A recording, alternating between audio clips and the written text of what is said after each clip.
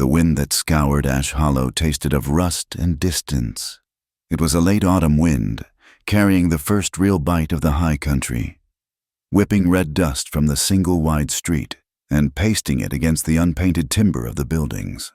The sound of it was a low moan around the corners of the general store, a sound that promised a long, hard winter.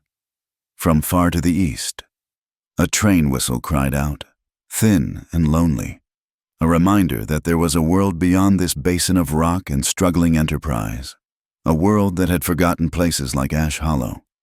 Inside the store, the air was thick with the smells of kerosene, salt pork, and the collective sweat of the silent onlookers. May Whitlow stood on a low wooden crate, the kind used for shipping dry goods. She was 22 years old. Her calico dress was worn thin at the elbows and patched at the hem, but it was clean. Her hands were clasped before her, knuckles white. She kept her gaze fixed on a crack in the floorboards, refusing to meet the eyes of the townsfolk who had gathered to watch her shame become a public spectacle. They were her neighbors. She had known them her whole life. Today, they looked upon her as they would a horse or a head of cattle, an asset to be liquidated. Her father stood near the pot-bellied stove, his face gray and slack, avoiding her eyes. Her older sister, Lydia, watched from beside their mother, a flicker of something sharp and satisfied in her expression. It was Lydia who had reminded their father, day after day, that May was the cause of their troubles, a useless mouth to feed, a barren field that would never yield a husband or a son. The words, whispered for years, had finally found their purpose. Silas Crowley, owner of the store and holder of their debt, stepped forward. He was a man built of soft flesh and hard angles, his waistcoat straining at the buttons. He held up a ledger book, its leather cover worn smooth. "This is a sad day," he announced, his voice oozing a false sympathy that coated the room like oil. "A day when honest folk fall on hard times. The Whitlow family, good people, find themselves in a position of unfortunate debt, a debt I can no longer carry." He let the words hang in the stuffy air. He was not selling a woman. He would claim he was transferring a labor contract, an indenture, 7 years of service to pay a debt that could not be paid in coin. It was all legal. It was all wrapped in the sanctimonious pronouncements of Reverend Elias Carter, who stood near the counter, nodding gravely, his face a mask of pious concern. The Reverend had spoken just last Sunday of the burdens a family must sometimes cast off to survive. He had looked directly at the Whitlow pew when he said it. May felt the heat rise in her cheeks, a flush of humiliation so intense it was dizzying, unwanted since birth. The phrase had been her shadow, whispered by her mother after 3 difficult births that followed May's own, all of them ending in sorrow, confirmed by Dr. Miller's hasty examination when she was 16, a verdict delivered to her father in a low murmur she was not meant to hear. Barren. The word was a brand, invisible but felt, marking her as incomplete, a failure in the fundamental business of being a woman. And now it was the justification for this, for selling her like a sack of flour to settle a grocery bill and a series of high-interest loans. Crowley opened his mouth to name the final sum, to begin the grim proceedings.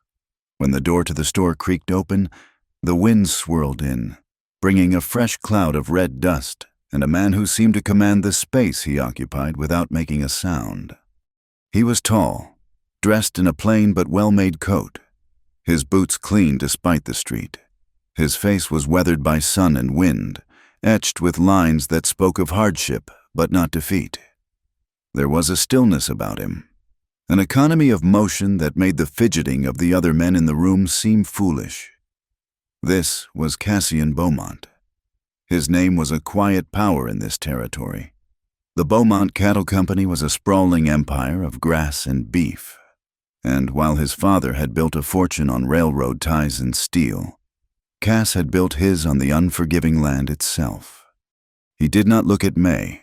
His gaze, a cool, penetrating blue, settled on Silas Crowley. The store owner's practiced smile faltered for a moment, Beaumont was not a man who frequented Ash Hollow. His business was in Cheyenne, his dealings with men of greater import than a small-town merchant. "Crowley," Beaumont said. His voice was low and even, yet it cut through the murmuring in the room. "Mr. Beaumont." Crowley recovered, his tone becoming slick with deference, an unexpected honor. "We are just concluding a small, private matter of community business." Beaumont's eyes drifted from Crowley to the ledger in his hand, then, for the first time, to May. It was not a lingering look, not the appraisal of a buyer. It was a glance, sharp and quick, an assessment of something he alone seemed to see in that brief moment. May felt a strange jolt, not of hope, but of recognition, as if he were seeing past the worn dress and the public disgrace to the person trapped within. Then his attention was back on Crowley. "I am here to settle a debt," Beaumont stated. "The Whitlow debt." A nervous energy rippled through the crowd. Crowley's face tightened. "This is not a simple matter of payment. Mr. Beaumont, there are contracts, agreements." "I am not interested in the agreements. I am interested in the total. Name it." Crowley hesitated, his mind racing. He licked his lips. $300. The figure was inflated, a lie built on usury and deceit, but in this room his word was law. Beaumont reached into his coat and produced a leather purse, without ceremony. He counted out the money onto the counter, gold eagles and silver dollars that rang with a clarity that silenced the room. He pushed the stack toward Crowley. "The debt is paid," Beaumont said. "The contract is mine." He held out his hand, not for the money, but for the ledger. Crowley's eyes darted between the gold on the counter and Beaumont's unyielding expression. This was not how the day was supposed to go. He had intended to make an example of the Whitlows, to secure a servant for his own household for next to nothing. But $300 in hard currency was a temptation he could not resist. Reluctantly, he handed the ledger over. Beaumont did not open it to the Whitlow account. He flipped through the pages, his thumb stopping at a different entry near the back. His eyes scanned a page, his jaw tightening almost imperceptibly. He looked up, his gaze finding Dr. Miller in the crowd, who suddenly found the tips of his boots fascinating. Then Beaumont closed the book. He turned to May, who was still standing on the crate, her heart hammering against her ribs. "Miss Whitlow," he said, his voice calm, "you are free. Your family's debt is settled. Your indenture is null. You may step down." For a long moment, she did not move. Freedom. The word was alien. She had been so braced for servitude that the sudden absence of it left her unsteady. Slowly, she stepped off the crate, her legs trembling. She looked at her father, who stared at the pile of coins on the counter. She looked at Lydia, whose face was a storm of confusion and thwarted spite. No one moved to help her. No one spoke a word to her. Beaumont held the ledger in one hand. He looked at May, who now stood alone in the center of the room, the object of a transaction she had no part in. "I have a proposition for you, Miss Whitlow," he said, his voice for her ears alone, though the whole room strained to listen. "My ranch is in need of a cook and provisions manager for the winter. The work is hard. 6 months. I will pay you a fair wage, plus board. At the end of that time, you will have enough of a stake to go wherever you please. San Francisco, Oregon, anywhere but here." May's head snapped up, her eyes flashing with a fire that had been banked but not extinguished. He had not bought her. He had freed her. But now he was offering a different kind of contract, another form of service. The shame of the auction block was still raw, and his offer felt like a gilded cage offered in place of a wooden one. She lifted her chin, her voice low but clear, carrying the sharp edge of her pride. "I am not for sale, Mr. Beaumont." "I am not buying," he replied, his expression unchanging. "I am offering employment. There is a difference." "To me," she said, her words clipped. "It feels like the same coin, just a different side." He considered her for a moment. "Then I will let you set the terms," he said. "You will have your own quarters. You will manage your own budget for the kitchen. You will answer to no one but me, and your duties will be only those you agree to." The whispers started at the back of the room. People shifted, uncomfortable with this turn of events, this defiance from a woman who was supposed to be broken. May saw Lydia's sneer, saw the Reverend's disapproving frown. She knew what they were thinking. She was trading one master for another, a richer one, but she also saw the opportunity in his eyes, a way out, not just from this room, but from this life. She took a slow breath, letting it steady her.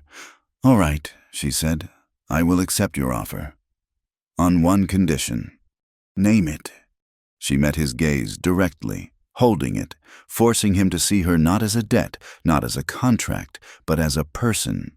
"I am not your property," she stated, each word a carefully placed stone. "You will not treat me as such. My work is what you pay for, nothing more." A flicker of something, perhaps respect, moved in his eyes. He gave a slight, formal nod. "That was never my intention." "Agreed." He gestured toward the door. "My wagon is outside. My foreman can collect your things." "I have nothing to collect," May said, the truth of it landing with a cold thud in her own heart. She walked past her family without a glance and headed for the door, her back straight. As Beaumont followed her out, the wind hit them, a physical force that tore at their clothes and filled the air with a choking red haze. A group of men, Crowley's lackeys, were loitering by the saloon. One of them, emboldened by liquor and the crowd, spat a wad of tobacco juice near her feet. "Look at that," he sneered, his voice loud enough for the whole street to hear. The barren witch found herself a rich patron. Another laughed, a harsh, ugly sound. Wonder what magic she used on him. The words struck May like stones. She flinched, her shoulders hunching inward. Cass Beaumont stopped. He did not turn to the men, he simply stood, a silent, unmovable presence. And the men fell quiet, their drunken courage shriveling under his unseen gaze. He looked at May, his expression unreadable. "Pay them no mind," he said quietly. "Their words are dust. They will settle." He led her to a sturdy wagon hitched to a pair of strong-looking horses. As she placed her foot on the step to climb up, the distant train whistle sounded again, closer this time. A plume of black smoke rose above the low hills to the east. The ground began to vibrate faintly as the afternoon train approached the crossing just outside of town. May paused, her hand on the seat. She looked back at the town of Ash Hollow, at the false fronts of the buildings, the windows like vacant eyes watching her. It was the only home she had ever known, a place that had judged her, condemned her, and cast her out. Just then, the train thundered past the crossing, its massive wheels churning, its whistle screaming a final, mournful farewell. It kicked up a furious cloud of dust and grit from the plains, a thick red curtain that swept down the street. It blinded everyone, stinging their eyes, coating their tongues. For a moment, the world was nothing but a roaring noise and a blinding, suffocating storm of red earth. When it began to settle, May Whitlow was already seated in the wagon, her face turned toward the high country, toward the unknown peaks of the Larkspur Range. She did not look back again. She had made a contract, not of servitude, but of her own free will. And as the wagon rolled forward, leaving Ash Hollow to disappear in the settling dust, she felt the first fragile stirring of a life she might actually choose for herself. The ledger book, filled with lies, lay on the seat beside Cassian Beaumont. The climb away from Ash Hollow was a slow ascent into a different world. The red dust of the flats gave way to the hard-packed earth of the foothills, dotted with sagebrush and juniper. The air grew thinner, cleaner, smelling of pine and cold stone. The Beaumont Ranch was not a single house but a territory, a vast expanse of rolling grasslands and steep-sided canyons that sprawled across the approaches to the formidable Larkspur Pass. Fences, where they existed at all, seemed like suggestions rather than boundaries. The true markers of the land were the herds of cattle, thousands of them, moving like slow brown rivers across the plains. Their lowing a constant, deep-throated hum that was the heartbeat of the place. A massive barn, stables, and a series of corrals stood near a deep, stone-lined well, all overshadowed by the main ranch house. A sturdy two-story structure built of timber and river rock, solid and unadorned, made to withstand wind and snow and time. May's new domain was the kitchen. It was large but neglected, a space designed for function that had fallen into disuse. A fine layer of dust coated every surface, and the pantry was a chaotic jumble of half-empty sacks and poorly sealed tins. For the first 3 days, May worked from before sunrise until long after sunset, fueled by a silent, focused fury. The shame of the auction block in Ash Hollow was a fire in her belly, and she channeled its heat into labor. She scrubbed the long wooden work tables until the grain shone. She took a complete inventory of every sack of flour, every barrel of beans, every slab of salt pork. She found the salt house had a leak in the roof and directed 2 of the younger, more approachable cowboys to help her patch it with tar. Work became her salvation. The rhythm of kneading dough, the methodical chopping of vegetables, the slow simmering of a pot of beans over the massive cast-iron stove, these were tasks that had a clear beginning and a satisfying end. They were honest. They responded to effort and care. Here, in this kitchen, she was not barren or unwanted. She was the provider of warmth and sustenance. The cowboys, a dozen rough men with quiet eyes and calloused hands, initially watched her with a wary curiosity. But as the smell of fresh cornbread began to fill the bunkhouse, and the watery coffee was replaced by a brew that was black and strong, their caution softened into a quiet, undemanding respect.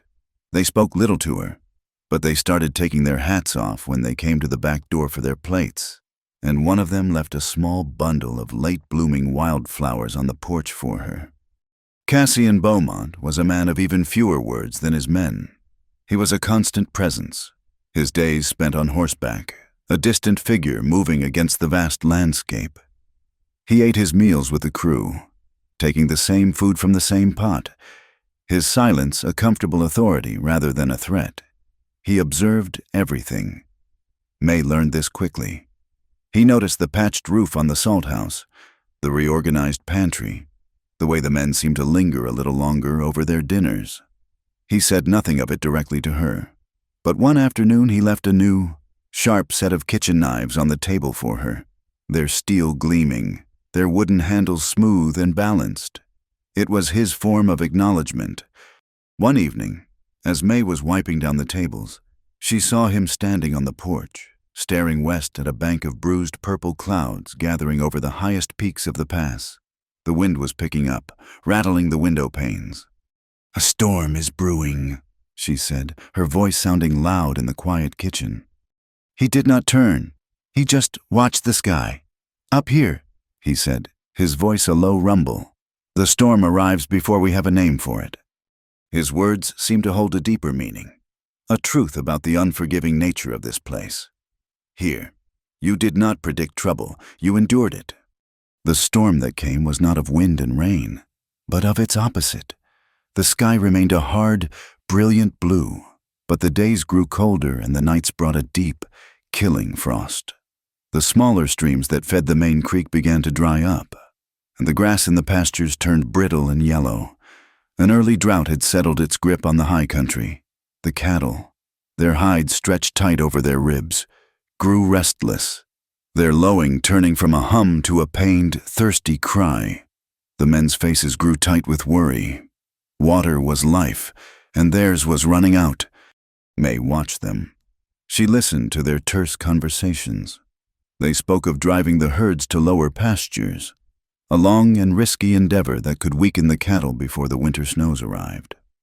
One afternoon, while gathering herbs on a slope above the main creek, she noticed a smaller, secondary stream, still trickling with snowmelt from the highest peaks, that wound its way down a different ravine before disappearing into the porous rock a half-mile from the main holding troughs. That evening, she approached Cass as he was inspecting a saddle in the lamp-lit barn.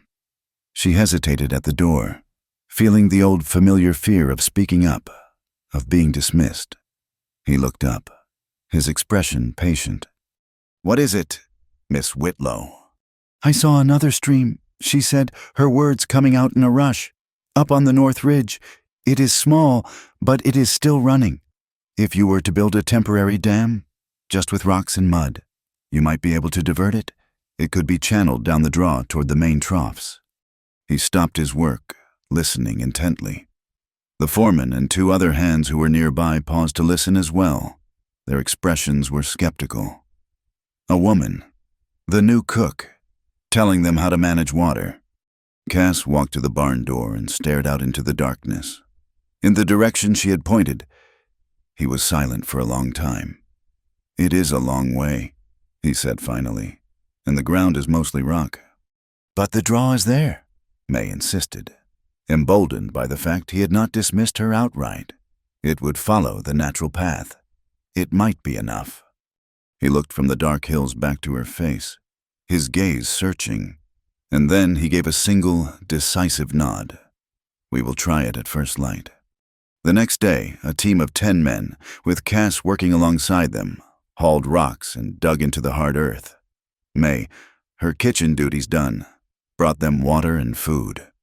She watched as they built a low, sturdy wall, packing it with mud and sod. Slowly, painstakingly, they dug a shallow trench, following the contours of the land. When they finally broke the bank of the small stream, the water hesitated for a moment, then spilled over, finding the new channel. It was a small trickle at first, a muddy finger of hope, but it flowed. It followed their trench, winding down the long draw, and by late afternoon, a steady stream of fresh, cold water was splashing into the nearly empty holding troughs. A low cheer went up from the men. Cass stood watching the water, his face grim with relief. He caught May's eye across the muddy ground and gave another of his small, almost imperceptible nods. It was more than enough. Trust had been earned. But as one problem was solved, another arrived, carried on the wind from Ash Hollow. A supply wagon came up from the town, and with it came the whispers, the poison that had festered in the valley below. The wagon driver spoke to the foreman, and soon the words were slithering through the bunkhouse. "The barren girl. She has bewitched him, using some kind of womanly magic on the rich rancher to secure her place." May felt the change immediately. The men's eyes grew wary again. Their brief respect curdled into suspicion. They still took her food, but they no longer met her gaze. The old shame, which had receded under the weight of hard work, came flooding back, cold and isolating. The suspicion found its focus a week later. A young cowboy named Billy was clearing brush near a rocky outcrop when he stumbled upon a rattlesnake. The strike was lightning fast, sinking its fangs into his calf. His scream brought men running. They carried him back to the bunkhouse, his leg already swelling, his face pale and beaded with sweat. The foreman knew enough to cut the wound and try to draw out the poison, but it was a clumsy, panicked effort.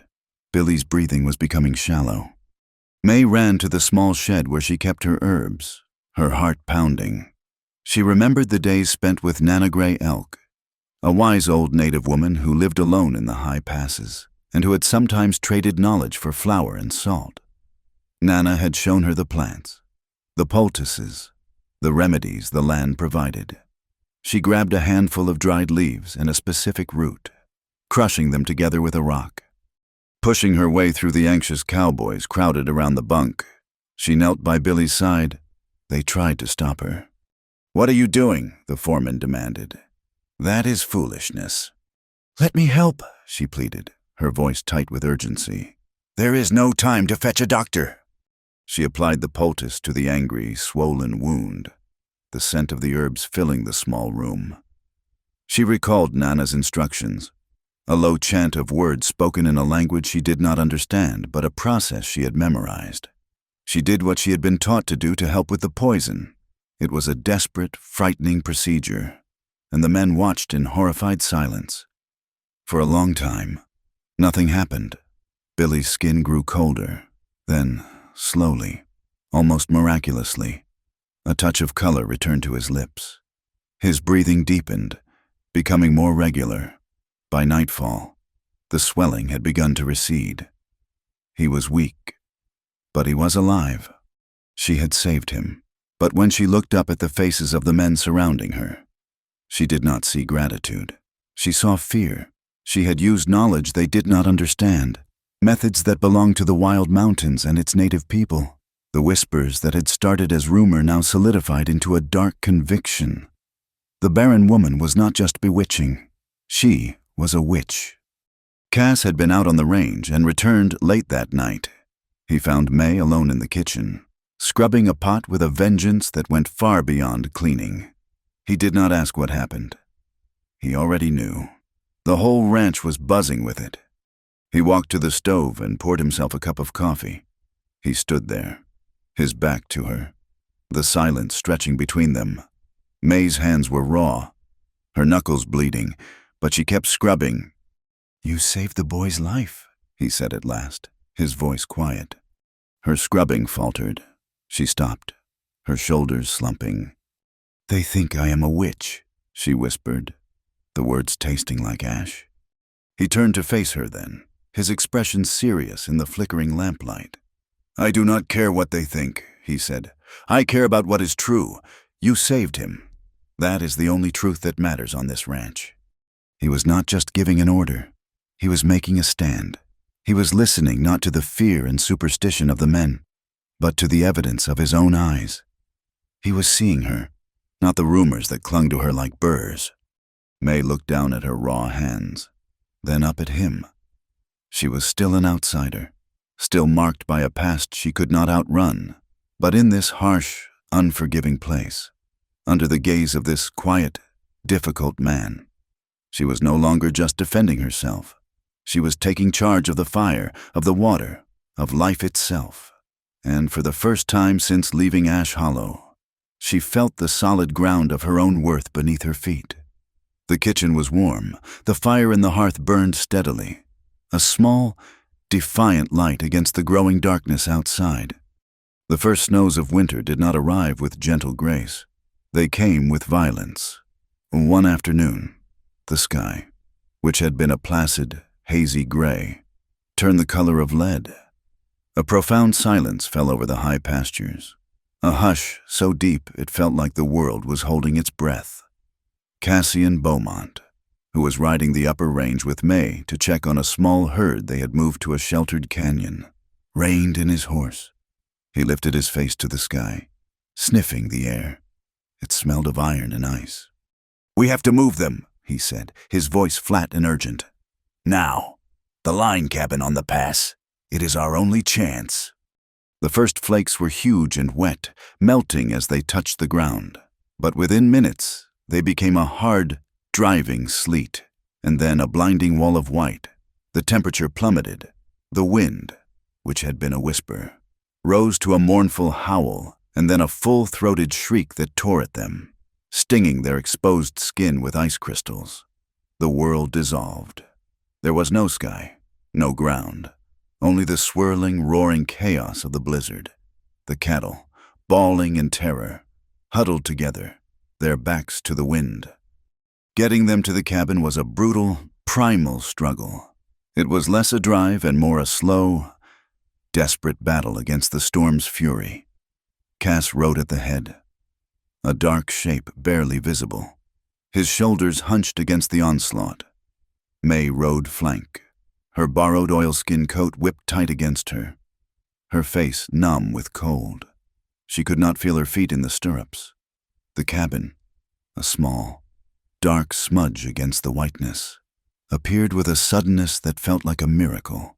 It was a rough structure of chinked logs with a low, sod roof, built for just this purpose, a temporary refuge for men and beasts caught in the high country. They managed to push the last of the terrified animals into the lean-to shelter built against the side of the cabin just as the full, unimaginable force of the storm descended. The door to the small cabin was frozen shut, and Cass had to put his shoulder to it, forcing it inward with a crack of ice. The space inside was tiny, dark, and colder than a tomb. It held a small stone fireplace, a crude bunk, and a single wooden table. While Cass saw to the horses, May's hands, clumsy with cold, fumbled with the kindling in the wood box. Her fingers were numb, refusing to obey. She finally managed to strike a match, its small flame a defiant spark in the gloom. The dry wood caught, and a fragile warmth began to push back against the oppressive cold.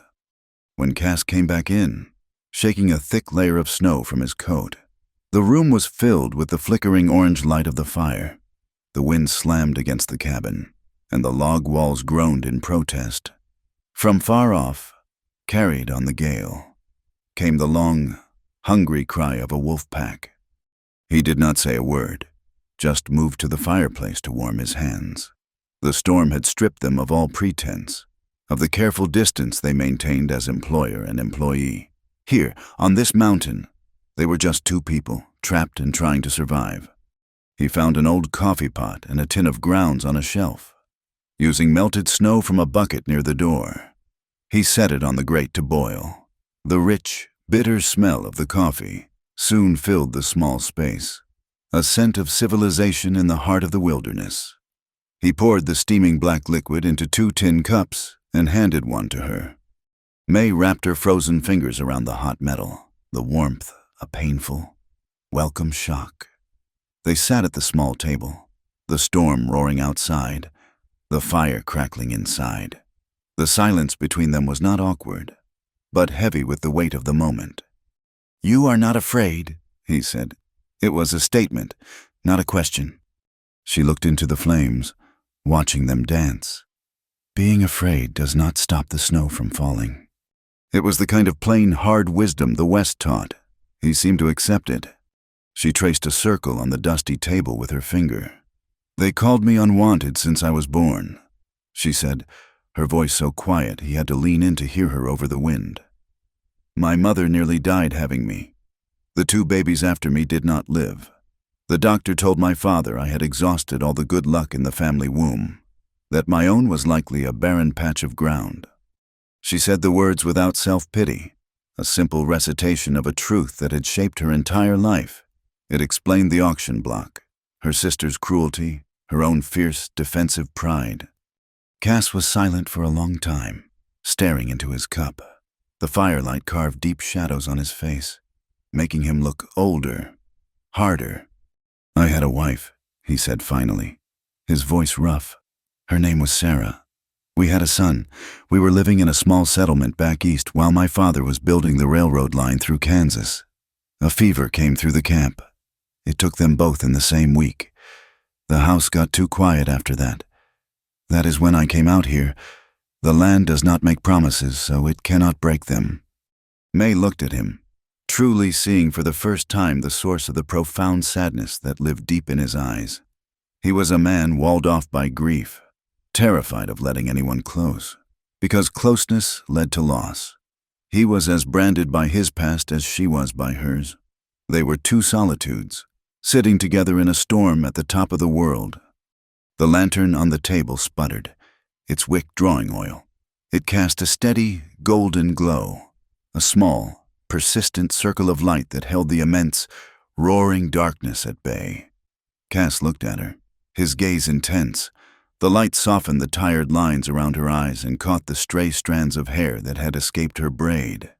In that moment, she was not the cook, not the outcast from Ash Hollow, not the barren woman. She was just May, her face illuminated by the quiet strength that had seen her through it all. He spoke, his voice a low whisper, a confession pulled from a place he kept locked away. "I looked at you once and knew you were my destiny." The words fell into the space between them, as real and as solid as the storm-battered logs of the cabin. May's breath caught in her throat. She felt a warmth spread through her chest that had nothing to do with the fire or the coffee. It was a terrifying, exhilarating feeling. Hope. She swallowed, her throat tight. "Destiny does not ask for permission," she said, her voice trembling slightly. The wind hit the cabin with a renewed fury, and the entire structure shuddered. A fine dusting of snow sifted down from the sod roof. May shivered, a tremor that ran through her entire body. Without a word, Cass stood up, took the heavy wool coat from his shoulders, and draped it around her. It was heavy and smelled of leather and pine and him. He sat down again, closer this time. Their knees were almost touching. He reached out, not with force, but with a hesitation that spoke volumes, and took her hand. Her fingers were still cold, and his were rough and calloused, but they radiated a deep, steady warmth that seemed to travel all the way up her arm and settle in her heart. She looked down at their joined hands in the lantern light. This was an uncharted territory, more dangerous and unknown than any mountain pass. She was afraid of what this meant, of what it might demand of her. She was afraid that this feeling was just a fleeting comfort born of a shared crisis, a brief warmth that would vanish when the storm passed, leaving her colder than before. He felt the tremor in her hand and tightened his grip slightly, a silent reassurance. He was afraid, too.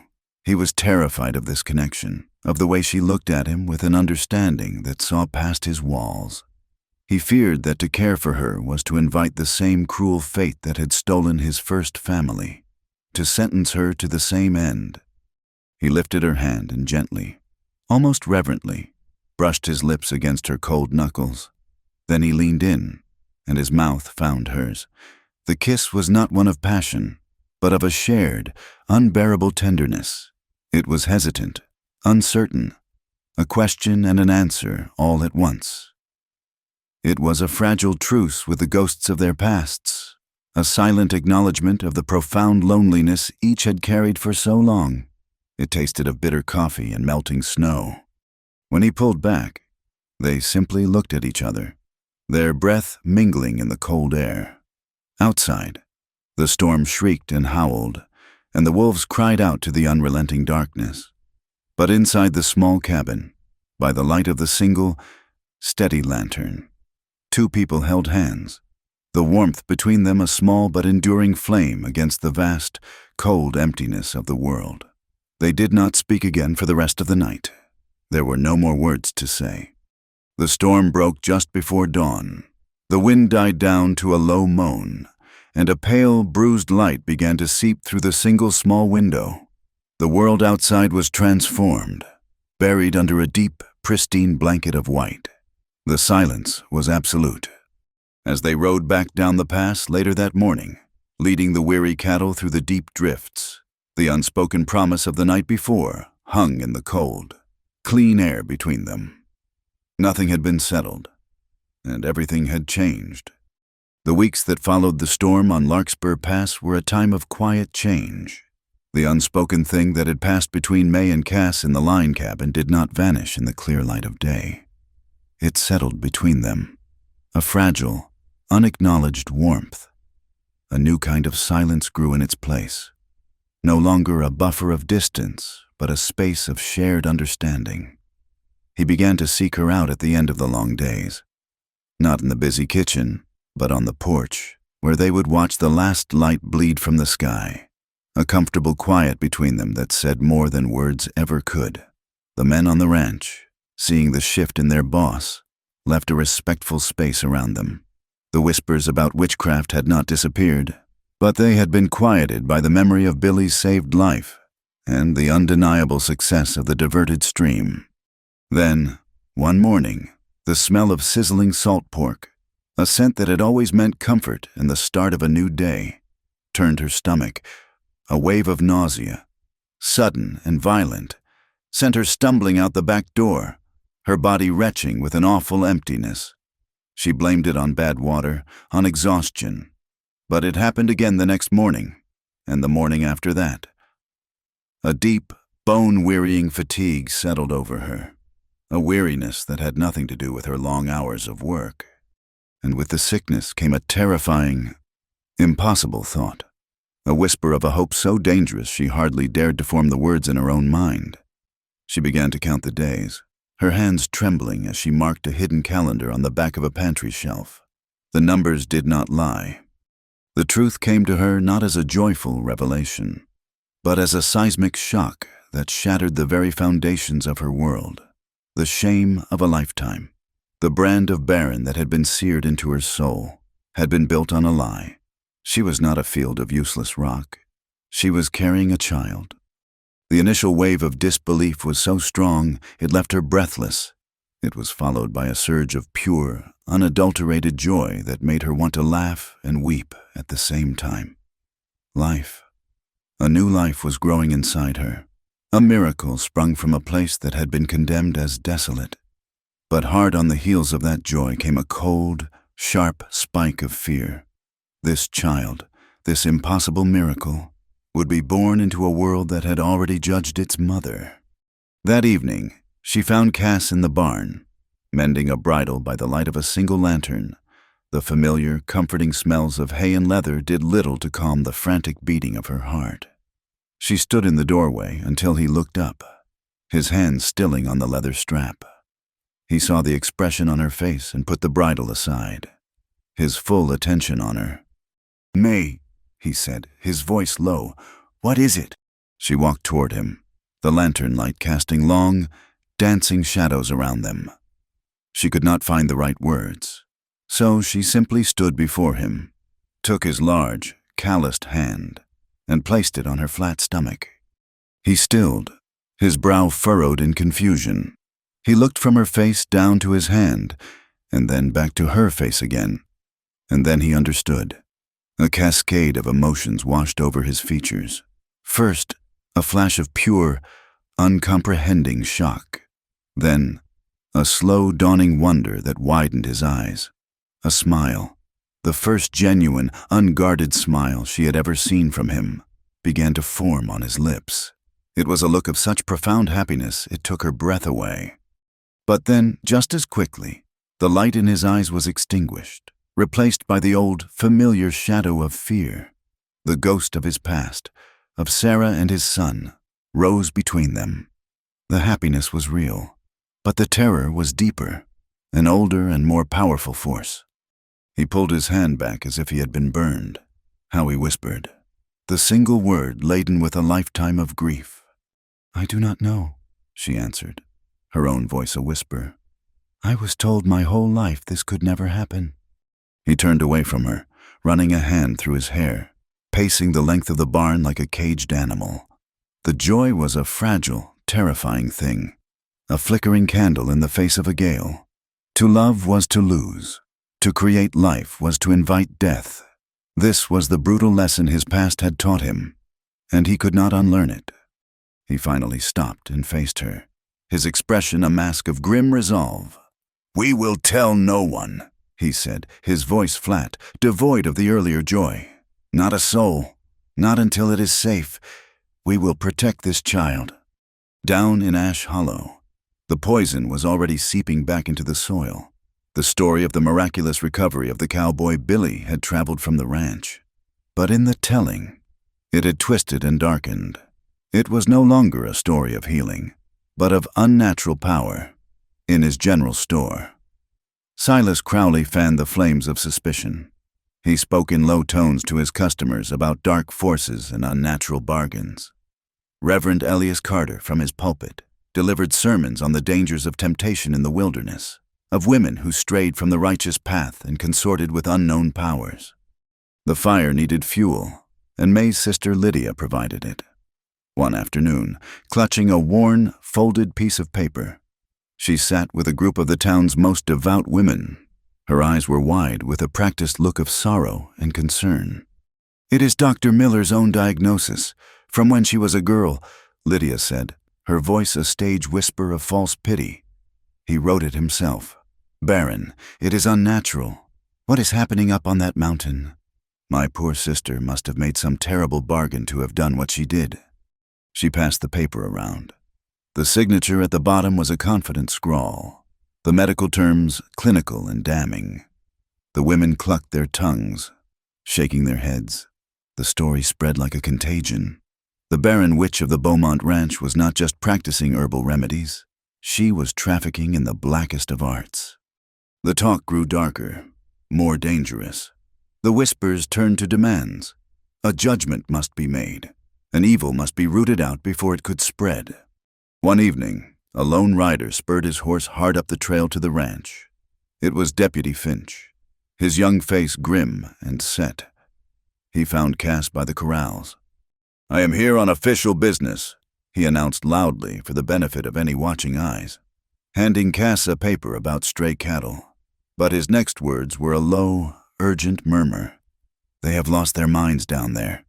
Cass, Crowley is buying rounds of whiskey at the saloon, and Carter is preaching about cleansing fire. They are talking about coming up here. They are talking about burning the barn, about dragging May back to town for a trial. It is not just talk. Crowley is gathering men." Cass's face became a mask of cold fury. He thanked the deputy, his voice tight. As Finch rode away, Cass stared down the trail toward Ash Hollow, his hand resting on the Colt revolver at his hip. The threat was no longer a matter of whispers. It was coming for them. And then the land itself turned against them. The early drought had never fully broken. The brief relief from the snowstorm had been swallowed by weeks of dry. Relentless wind. The grass was tinder dry, the forests brittle. One afternoon, a faint haze appeared on the southern horizon, and the air filled with the sharp, acrid smell of smoke. By evening, the haze had become a dirty, orange glow that pulsed against the night sky. A wildfire, likely started by a spark from the railroad, was racing through the dry timber, pushed toward them by the wind. By morning, the sun was a dim, red eye in a sky filled with smoke and falling ash. The roar of the fire was a constant, terrifying sound, like a freight train that never passed. It was still miles away, but it was moving fast, a wall of flame devouring everything in its path. Cass gathered every able-bodied man.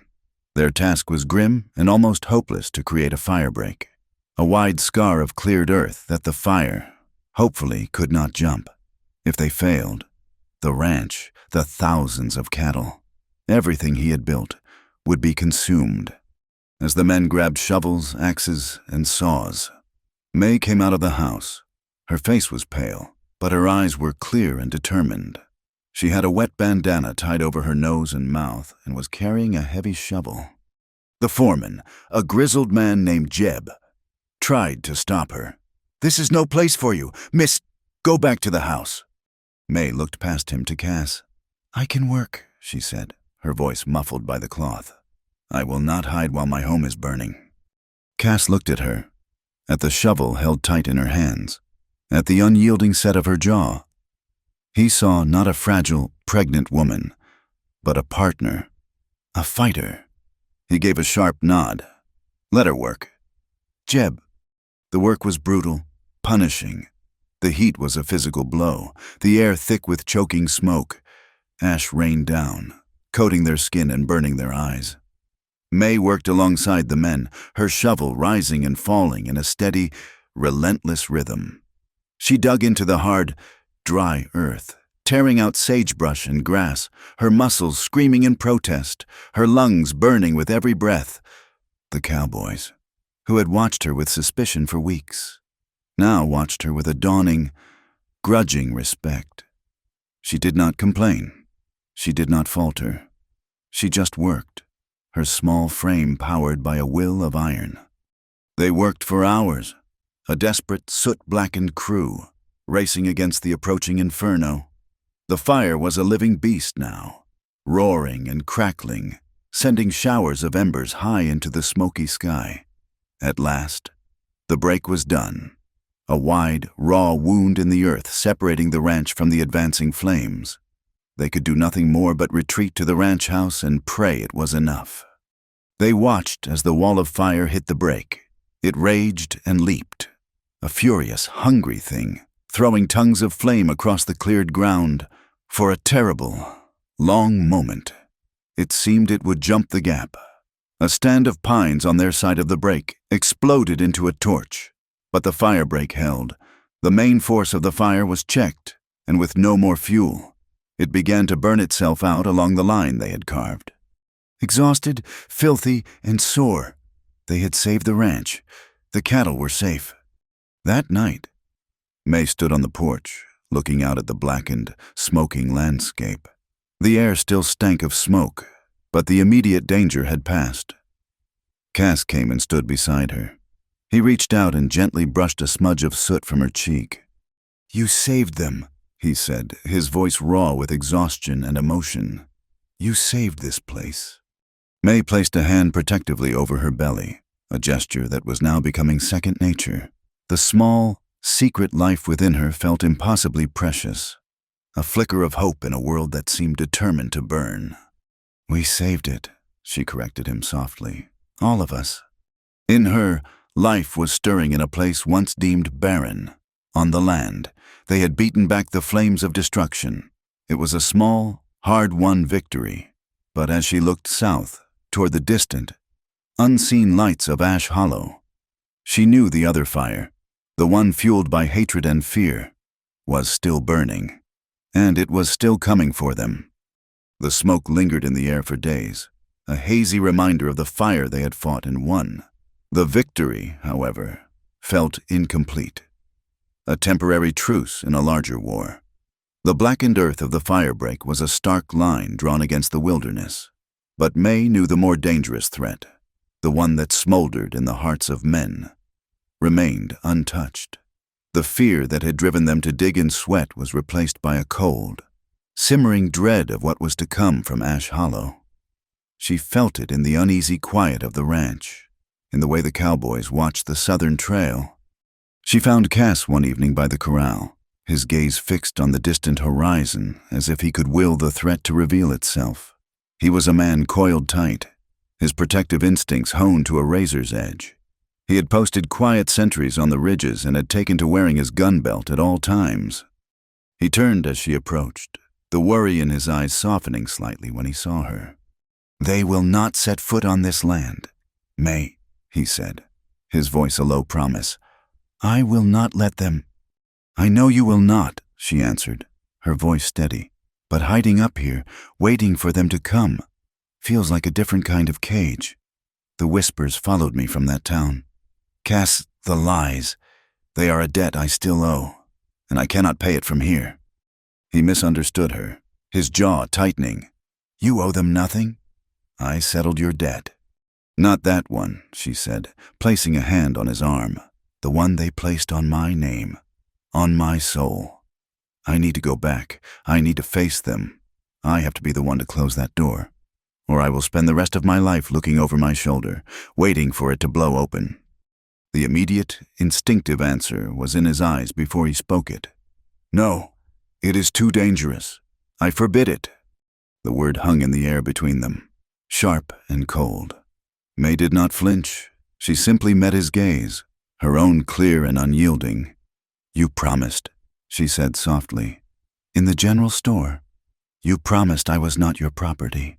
That means you cannot forbid me from claiming my own life. This is something I must do. For myself. For our child. I will not have our baby born to a mother who is still running from ghosts." He saw the iron in her spine, the same unwavering strength that had shoveled dirt against a wildfire. He saw that this was not a plea for permission, but a statement of fact. His fear for her was a physical thing, a cold knot in his gut, but his respect for her was greater. He saw the truth in her words. This was her fight, but she would not fight it alone. He let out a long, slow breath, the tension leaving his shoulders in a wave. "Then we close it together," he said. "We ride for Ash Hollow at dawn." The town felt smaller, meaner than she remembered.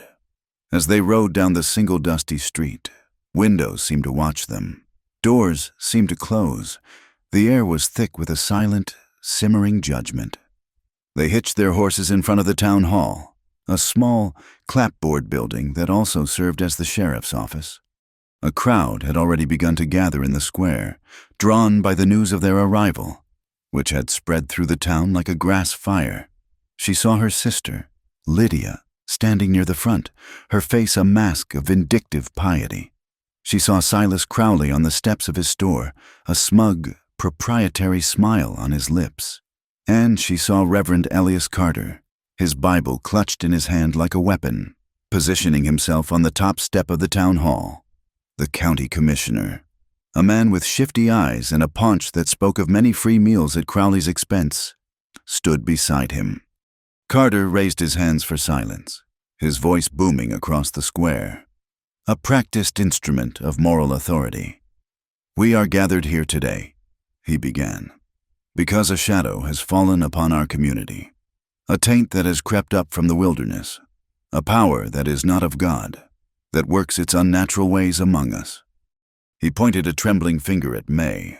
"This woman, cast out by her own family for her barrenness, a vessel sealed by the Almighty, has returned with claims of life. She has performed acts of unnatural healing. These are not the works of a righteous woman, but the dark bargains of one who has turned her back on the light." A low murmur rippled through the crowd, a sound of fear and agreement. Crowley nodded along, stroking his chin, watching the seeds of hatred he had planted begin to sprout. May stood her ground, her head held high, her hand resting on Cass's arm. She would not let them see her fear. She would not give them the satisfaction of her shame. Cass stepped forward, his voice cutting through the Reverend's rhetoric, calm but carrying an authority that commanded attention. "There is indeed a lie that has cast a shadow on this town," he said, his eyes scanning the crowd. "But it was not spoken by this woman. It was written." He held up a piece of paper. It was a telegram. "I was not satisfied with the diagnosis of a small-town doctor whose signature seemed unsteady," Cass announced, his gaze flicking to where Dr. Miller was trying to shrink into the crowd. "So I sent a copy of the document that has been passed around this town to Dr. Samuel Finch in Cheyenne, a man whose reputation is beyond reproach. I received his reply this morning." He began to read, his voice clear and strong, each word a hammer blow to the foundation of their lies. "The signature on the document you sent is a clear and deliberate forgery. The medical terms are misused. It is my professional opinion that this paper was not written by any competent physician. It is a fraud." A stunned silence fell over the square. He was not finished. "A fraud," Cass repeated, his eyes locking onto Silas Crowley. "Perpetrated by a greedy man and a jealous sister," he added, his gaze shifting to Lydia, whose face had gone pale. "A fraud designed to devalue a human being so she could be sold to pay a debt." Lydia shrank back, her face crumbling. Crowley's smile vanished, replaced by a snarl. "It is a lie," he shouted. "A trick from a rich man trying to protect his—" His words were cut short. Cass was already moving, walking directly to Lydia. He did not touch her, but he stood before her, his presence immense. "Tell them the truth." "Lydia," he said, his voice low but insistent.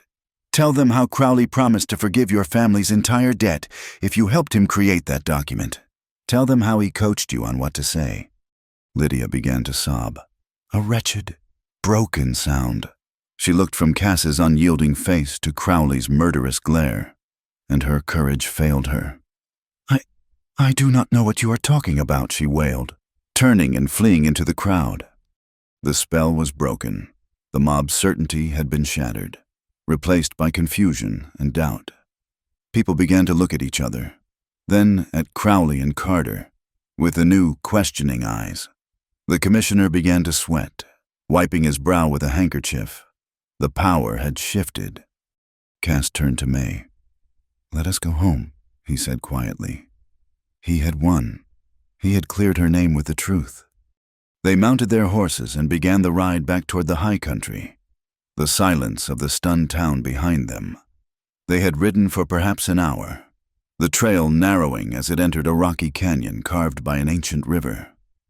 The tension of the morning had begun to ease, replaced by a profound sense of relief. It happened in an instant. 3 riders spurred their horses out from behind a tall rock formation, blocking the trail ahead. 2 more emerged from the rocks behind them, cutting off their retreat. They were rough men, their faces hard, their eyes cold. They all worked for Crowley. Cass's hand flew to his gun, but he was too late. One of the men already had a rifle leveled at May's heart. "I would not do that, Beaumont," the man said, his voice a low growl, "unless you want your woman to be the first to die." Slowly, his jaw clenched so tight a muscle jumped. Cass raised his hands. They dragged him from his horse, binding his hands behind his back with a rough rope. Two of the men grabbed May's bridle, their faces leering. "The boss wants to have a word with the witch," one of them said. "His breath foul. He has a trial of his own in mind." They tied Cass to a tree, leaving him helpless as they forced May onto one of their horses and spurred it hard, back down the trail toward the darker parts of the territory, away from the ranch.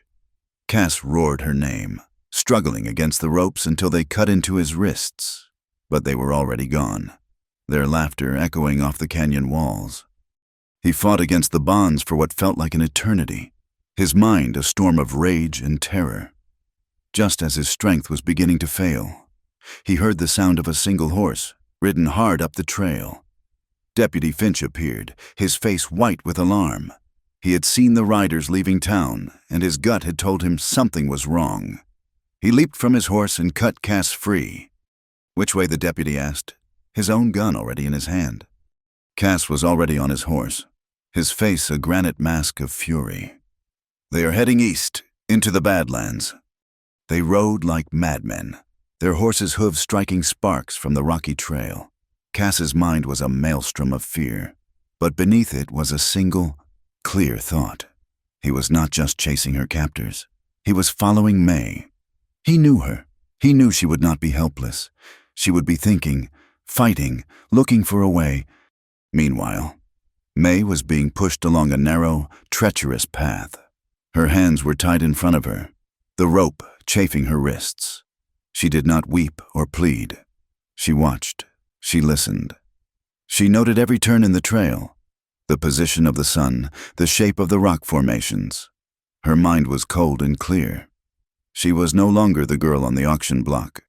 She was a survivor. She saw her chance when they stopped to water the horses at a small, hidden spring. One of the men held her horse while the other two dismounted. In the saddlebag of the man holding her horse was a long skinning knife, its handle just visible. As he turned his head to speak to his companions, May leaned forward, her bound hands fumbling, her fingers closing around the worn leather of the handle. With a surge of adrenaline, she drew the blade. Working under the cover of her coat, she began to saw at the thick rope that bound her wrists, the sharp blade biting into the fibers. It was slow, agonizing work. Every sound, every shift of the men behind her sent a jolt of fear through her. Finally, with a soft snap, the rope gave way. Her hands were free. She did not act immediately. She waited, her heart hammering against her ribs. She slid the knife into her own pocket. She looked around, her eyes scanning the ground. Near the spring, growing in a small patch of damp earth, was a cluster of wild larkspur, their tall blue flowers a shock of color against the brown rock, the flower of the pass, the symbol of their survival. Her opportunity came a few minutes later. As they started to move again, the man leading her horse was momentarily distracted by a loose cinch on his own saddle. In that split second, May swung her leg over her horse, sliding to the ground on the opposite side, out of his line of sight. She scrambled into a narrow crevice between two massive boulders, pressing herself into the shadows. Before she concealed herself completely, she reached down, plucked a single stalk of the blue larkspur, and laid it on the trail, its vibrant head pointing in the direction they were taking her. Then she disappeared into the rock, holding her breath, praying it would be enough. When Cass and Deputy Finch reached the spring minutes later, Cass reined in his horse so sharply it reared. He vaulted from the saddle, his eyes fixed on the ground. There, lying in the dust, was a single, impossible splash of blue, a larkspur pointing east. "She is free," Cass said, a fierce, incredulous joy surging through him. She did this. He looked up from the flower, his eyes following the direction it pointed, a new, profound understanding dawning on him. He had ridden out to rescue a victim, a damsel in need of saving. But that was not May. He was not her savior. He was her partner, and she was showing him the way. The pursuit ended where it began back at the ranch, following the trail of cleverly placed signals May had left. Cass and Deputy Finch found her not captured in some outlaw camp, but making her own steady way home, the skinning knife still clutched in her hand. The reunion was fierce and wordless, a desperate embrace that spoke of terror averted, but the relief was brutally short-lived. As they crested the final ridge overlooking the Beaumont spread, they saw it, a procession of flickering lights, a snake of torches winding its way up the mountain trail from Ash Hollow. The mob had come, and with them came the snow, the sky, which had been a clear, cold slate, suddenly opened up, unleashing a furious squall. It was an early, malevolent storm, the kind that came with a killing wind and blinding sheets of white. The temperature dropped, and the world was reduced to a maelstrom of wind and ice and the distant, angry shouts of the approaching men. "There is no time," Cass said, his voice a low, urgent command. "Finch, ride for help, but do not kill your horse doing it. We will need you whole." To his cowboys, who had gathered, their faces grim in the swirling snow, he gave his orders. "We are not starting a war. We are defending a home. We hold them at the firebreak. Use the ditch for cover. Aim high. We are breaking their nerve, not their bones. We are protecting the barn and the house. That is all." As the men scrambled to their positions, their dark forms swallowed by the blizzard, Cass hurried May toward the ranch house. The stress of the abduction, the desperate escape, and the terror of the approaching mob had taken a vicious toll. As she stepped onto the porch, a savage, invisible hand seized her low in her back, clenching with such force it stole her breath and sent a jagged bolt of lightning down her legs. She cried out, stumbling, clutching the porch rail for support. Cass was at her side in an instant, his face a mask of alarm. "May, what is it?" "It is too soon," she gasped, her knuckles white. "The baby, it is coming now." Panic, cold and absolute, seized him. The mob was minutes away. A blizzard was raging, and May was in labor. The confluence of disasters was so total, so cruel, it felt like a judgment from a merciless god. Just as the darkness threatened to consume him, a figure emerged from the blinding snow. A small, bundled shape moving with a purpose that defied the storm. It was Nana Gray Elk. The old native woman carried a leather satchel and a profound calm that seemed to push back against the chaos. She had seen the torchlight against the storm clouds from her cabin in the foothills and had known. She placed a wrinkled hand on May's arm, her dark eyes missing nothing. "The baby chooses its own time to be born," she said, her voice a low, steadying hum. "The storm will not wait, neither will he. We go inside."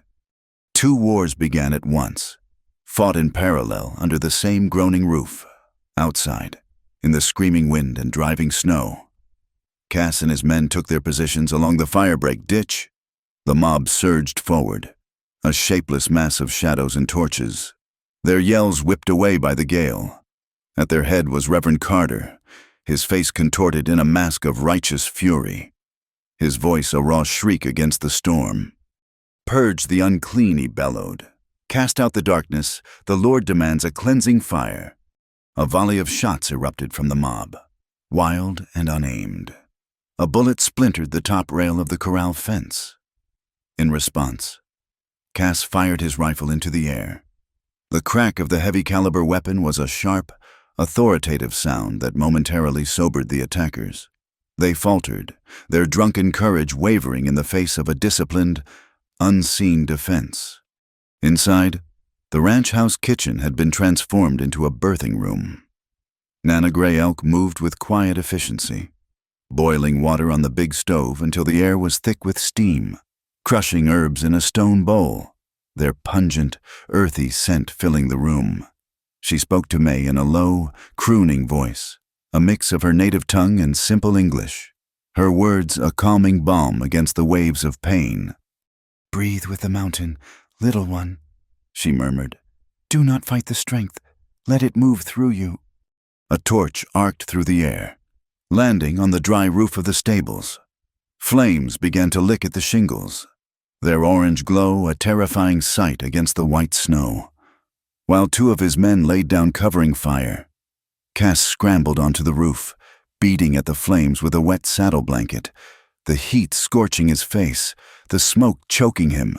He felt a searing, white-hot pain in his left shoulder and stumbled, realizing he had been hit.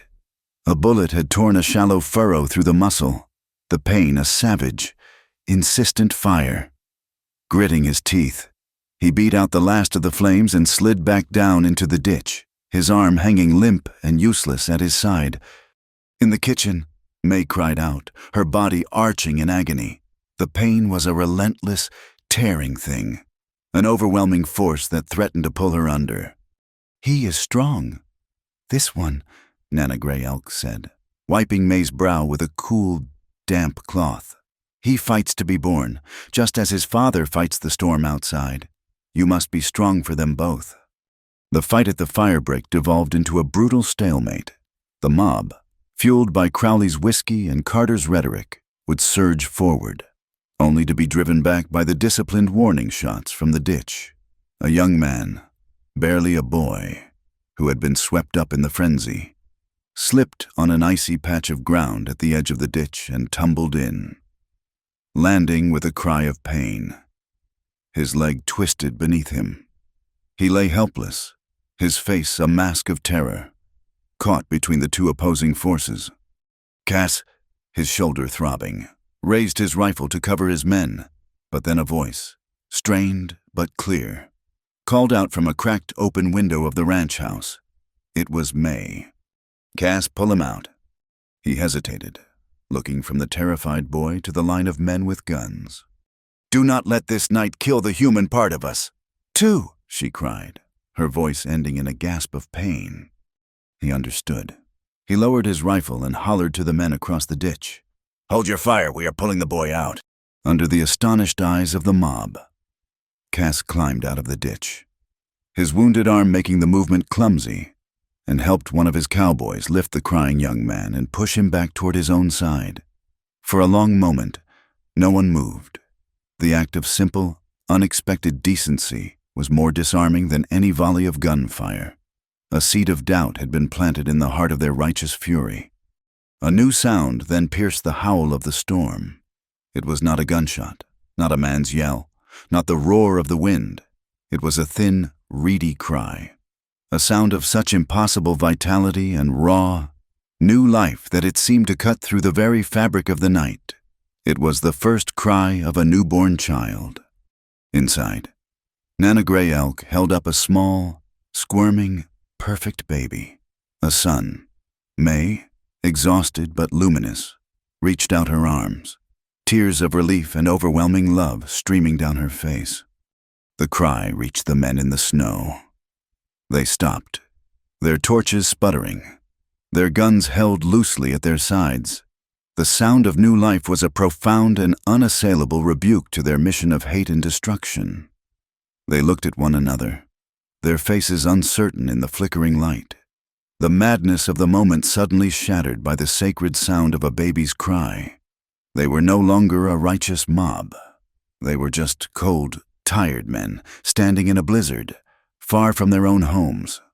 Into this stunned silence rode two figures, Deputy Finch, and behind him, the county sheriff himself, with 4 armed deputies. They rode directly toward the faltering mob. "Silas Crowley," the sheriff's voice boomed, a voice of absolute, unimpeachable authority. "You are under arrest." Crowley, who had been directing the attack from the rear, tried to shrink back into the shadows, but the deputies were already on him, pulling him from his horse. On what charge? Crowley blustered, his face slick with melted snow.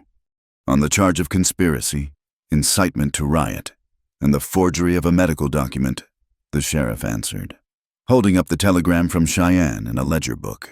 "We have a sworn statement from Dr. Samuel Finch, and we have your account book. Mr. Crowley, detailing certain donations made to Reverend Carter here to ensure his moral support." Reverend Carter's face collapsed, his righteous fury imploding into pasty-faced terror. The members of the mob began to back away, disassociating themselves from their leaders, their torches cast into the snow where they hissed and died. The fight was over. Justice had not come from the barrel of a gun, but on a piece of paper, carried by the law. The storm began to subside, the wind softening its shriek to a low moan. The snow fell more gently now, a soft white blanket that began to cover the tracks of the departed mob, cleansing the sullied ground.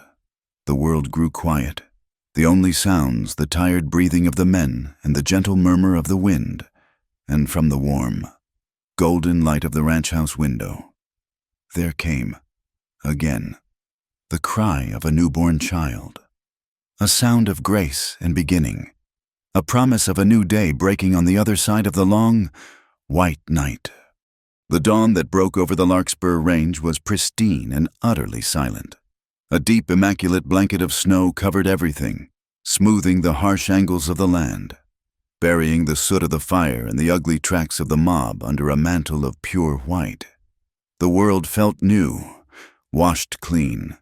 From the ranch house, the only signs of the violent night were the patched roof of the stables and the dark figures of the sheriff's posse, leading a handful of riders, Silas Crowley and Reverend Carter among them, down the now peaceful mountain trail. Inside, the air was warm and smelled of wood smoke, coffee, and the faint, sweet scent of a newborn. Cass sat in a chair by the hearth, his left arm in a clean sling, his face etched with exhaustion but clear of the haunted look he so often wore. His gaze was fixed on May, who was propped up with pillows in a large armchair, the sleeping baby nestled in the crook of her arm. Nana Gray Elk had declared them both healthy and strong before vanishing back into the cleansed landscape as quietly as she had appeared. For the first time in a long time, the house was profoundly at peace. A few days later, after the main trail had been cleared, a lone, hired buggy made its slow way up to the ranch. Lydia stepped out, looking small and defeated against the vast, snow-draped backdrop. She stood on the porch, twisting her gloves in her hands, refusing to meet the eyes of the cowboys who watched her with cold disinterest. May met her in the main room. She did not rise, but sat with the baby, now named Nathan, sleeping peacefully in a wooden cradle beside her. The sight of the child seemed to break something in Lydia. Her carefully constructed composure shattered. "They took everything," she said, her voice a bitter whisper. "The store is closed. Father will lose the house. It is all ruined."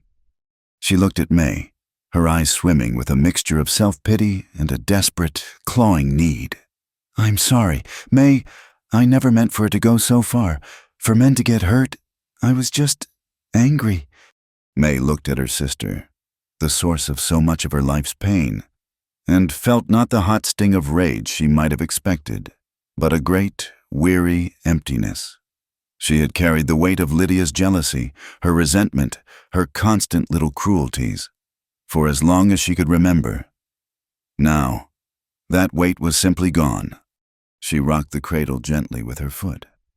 "Lydia," she said, her voice calm and even, lacking both accusation and affection. "I do not need your forgiveness for me to be at peace. You need to find a way to live with what you have done. That is your burden now, not mine." The words were not meant to be cruel, but they were final. They drew a line in the snow, a boundary May would never again let her sister cross. Lydia stared, searching for an opening, a flicker of the old dynamic, but she found none.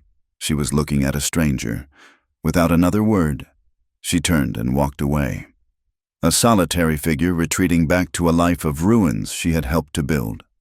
News from the world below trickled up to the ranch in the following weeks, mostly via Deputy Finch, who made it a point to ride up with official mail and unofficial reports. Reverend Carter had vanished, leaving town on the midnight train the same night Crowley was arrested, his reputation and his secret slush fund exposed. The community of Ash Hollow was in turmoil, a town forced to look at the ugliness within itself, but the narrative was changing. "The talk in the saloon," Finch reported, "was less about witchcraft and more about the facts that had come to light. The forged document, Crowley's greed, But something else was happening. Too, people were remembering things. They remembered the Beaumont Ranch surviving the drought when others were losing cattle, thanks to a cleverly diverted stream. They heard from the supply wagon drivers about the well-stocked pantry and the healthy, well-fed crew. They learned how the Beaumont hands, with May Whitlow working beside them, had dug the firebreak that stopped the wildfire from sweeping down into the valley. The stories of dark magic, so thrilling and terrible in the telling, began to seem thin and foolish next to the solid, tangible evidence of hard work, intelligence, and fortitude. The seeds of respect, grudging at first, began to take root in the harsh soil of public opinion. The woman on the mountain was not a witch. She was a survivor. She was a builder. One evening, as the snow began to melt under a strengthening sun, revealing the green promise of spring beneath, Cass found May on the porch. She was humming softly to Nathan, who was bundled in her arms, his small face peaceful in the fading light. Cass stood beside her, his shoulder now mostly healed, the sling gone. They watched the vast expanse of the valley turn from gold to purple. He had thought about this for days, turning the words over in his mind, searching for the right ones. He had lived his life governed by fear of loss, building walls to keep the world out. But May had breached those walls, not with force, but with a quiet, unyielding strength that had shown him a different way to live. "May," he said, his voice low and serious, "I want you to be my wife." She turned to look at him, her humming stopping. Her expression was calm, waiting. He hurried on, the words he had practiced coming out in a sincere, unadorned rush. Not to make Nathan legitimate. There is nothing about him that is not already perfect and right. Not to give you my name or my protection, because you have proven you are more than capable of protecting yourself and this entire ranch. I am asking because I want to spend the rest of my days standing beside the person who taught me that a home is not something you own, but something you build. I am asking so that two free people can choose to build it together. Every day. Tears welled in May's eyes. But they were not tears of sadness or fear. They were tears of a profound, quiet joy, a release of the last vestiges of the unwanted girl from Ash Hollow. She was not being claimed. She was being chosen, and she was choosing in return. "Yes, Cass," she whispered. "Yes, I will." Their wedding was not held in a church. It took place a week later on the porch of the ranch house, under the vast, open sky of Wyoming. Deputy Finch stood beside Cass as his witness, his face beaming. The Beaumont Cowboys stood in a quiet, respectful semicircle in the yard, their hats in their hands. Nana Gray Elk had sent a gift, a small, intricately beaded pouch for Nathan. A circuit judge, a weary but kind man who had ridden up from Cheyenne, performed the simple ceremony.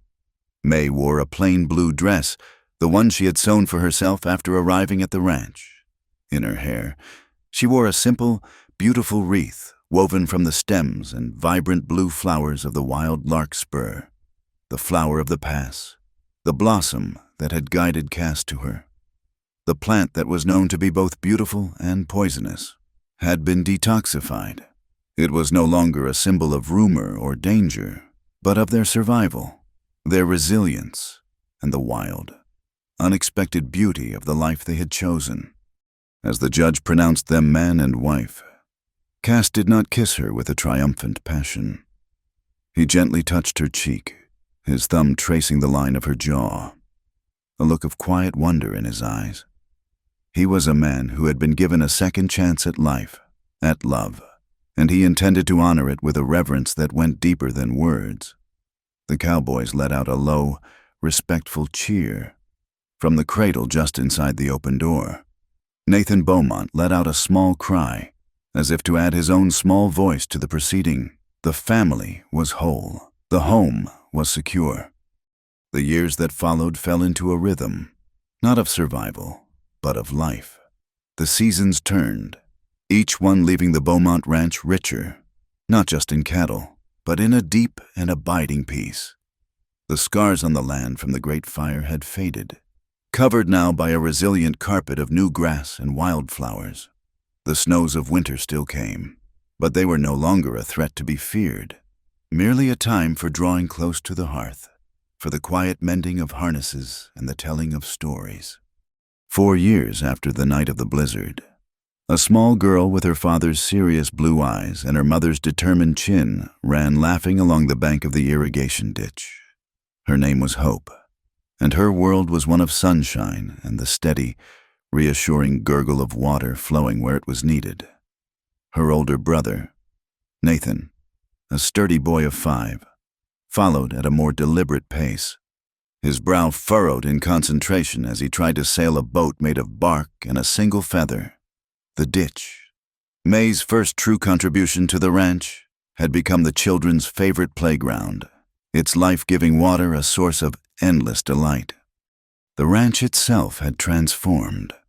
It was no longer just the headquarters of the Beaumont Cattle Company. It had become the heart of the high country community. In a small, sturdy building that Cass had built with his own hands from timber milled on their land, the sharp, clear sound of children's voices could be heard every weekday. It was the Larkspur School. May had insisted upon it, remembering her own meager education. Cut short by the needs of a failing farm, they had hired a proper teacher from Cheyenne, a young woman with a patient smile and a love for books. And now a dozen children from the surrounding homesteads and small ranches came to learn their letters and numbers. The Beaumont Ranch provided the building, the books, and a hot meal at midday for every single child. May's own domain had expanded far beyond the ranch house kitchen. Each year, during the lean, hungry weeks of late winter, when last year's stores were dwindling and the new spring growth had not yet arrived, she opened what the homesteaders had come to call May's Kitchen, using the vast stores of the Beaumont Pantry. She organized a community cookhouse, ensuring that no family in the high country went without. It was not charity. It was a partnership.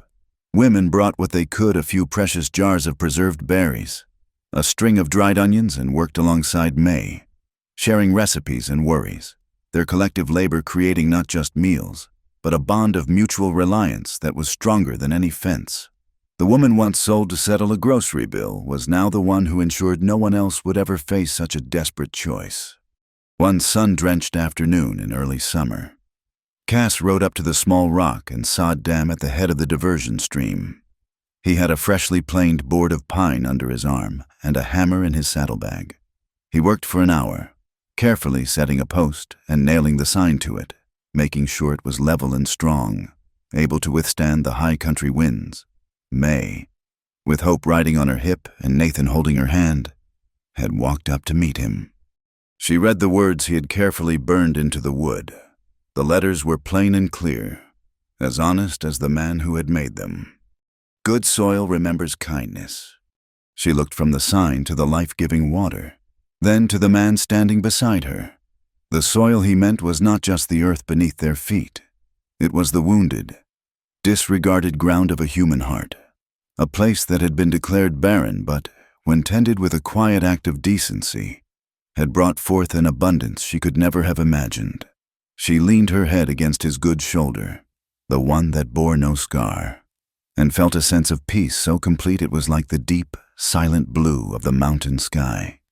The ghosts of Ash Hollow were long gone. They had no power here. Justice, she had come to understand, was not the dramatic moment of a villain's capture or a verdict read in a courtroom. Justice was the steady, daily accumulation of right actions. It was the sound of children learning. It was the warmth of a shared meal. It was the quiet, unwavering respect in her husband's eyes. It was the freedom to live a life large enough that you were no longer defined by the wrongs done to you, but by the good you chose to create.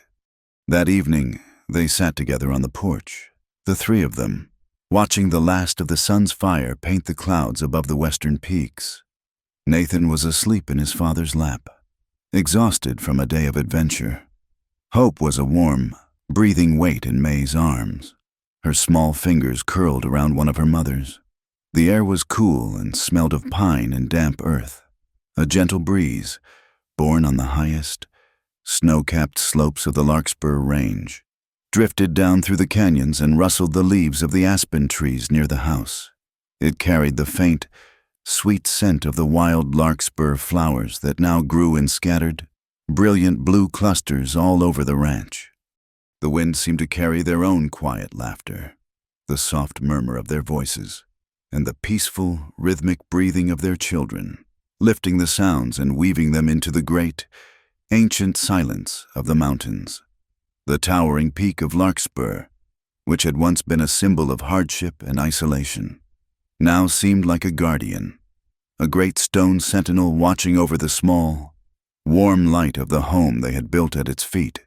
It was a life carved not from conquest, but from courage, a love founded not on possession, but on a shared and sacred freedom. They had lived a life big enough for the mountain to remember their names. Thank you for listening to our story tonight. Please comment with where you are listening from so we can all connect. And remember to subscribe to our channel Wild West Night, like the video, and press the hype button to help this story reach more listeners.